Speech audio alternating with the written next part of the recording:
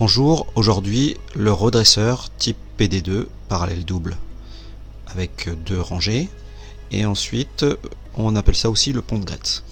Donc on installe les diodes et il faut bien respecter le sens, on va voir pourquoi après. Je vous rappelle aussi que les tensions sont isolées, donc on n'aura pas de risque d'électrocution. On travaille pour le moment avec un montage en 12 volts.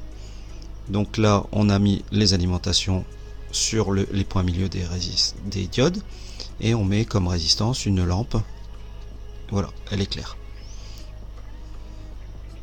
Alors si on regarde les polarités, donc on alimente au milieu des diodes et on reprend sur les extrémités cathode commune et anode commune.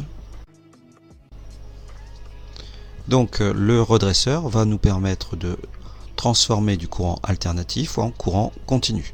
Cette fois-ci on va prendre du fixe, donc on ne va pas voir les thyristors. Donc le pont de Gretz est composé comme ceci, donc 4 diodes, 2 diodes en série sur 2 rangées. L'entrée arrive sur les milieux des diodes, et le plus est relié aux deux cathodes communes et le moins aux deux anodes communes.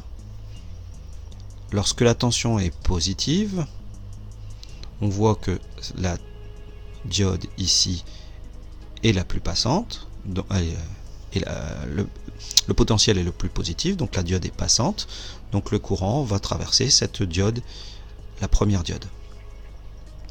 La tension en sortie va se retrouver sur le plus.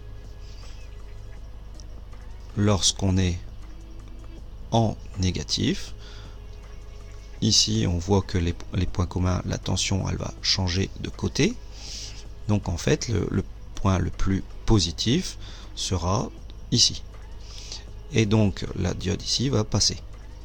On revoit pour l'alternance positive, on a deux diodes qui passent, c'est ici les deux opposés, et quand on sera dans le négatif, ça deviendra les deux comme ceci, donc en croisement. On voit bien que la tension elle est redressée, quand elle est positive elle est dans le bon sens, quand elle est négative elle est inversée. Donc on a bien une double alternance.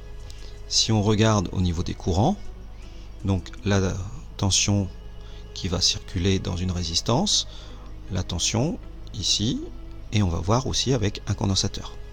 Donc dans un premier temps, sans le condensateur, on va regarder le courant dans le circuit. Alors, quand la tension est positive, on a le courant et la tension ici qui sont identiques puisqu'on considère que ça débite dans une charge résistive. Donc le courant dans cette alternance et puis dans celle-ci, il est d'abord positif, ensuite il est négatif mais inversé puisque c'est la diode qui va l'inverser, donc le courant sera sinusoïdal. Si on rajoute un condensateur, cette fois-ci on se retrouve dans une situation où la tension ne peut plus descendre à zéro puisque le condensateur va éliminer les parties, on va limiter les écarts de tension. Donc si on a des gros condensateurs, cette tension elle va tendre vers la valeur maximum de la sinusoïde.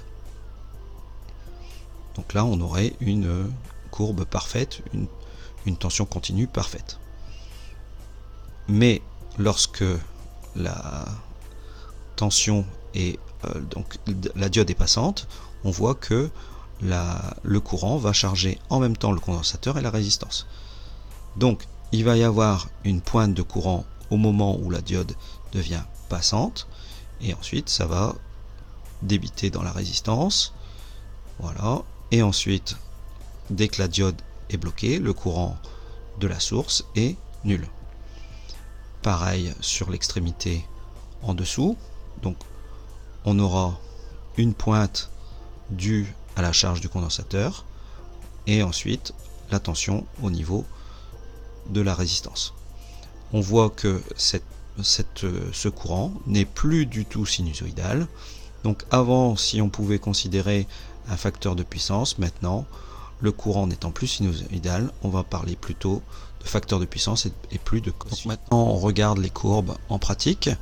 Donc avec un redressement normal, on se retrouve avec les deux alternances qui sont redressées.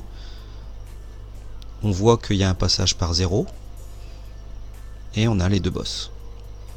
Si on retire une diode, ou une diode est claquée, on voit qu'on n'a plus qu'une seule alternance et donc il y a bien un trou, il y a une alternance qui n'est pas redressée.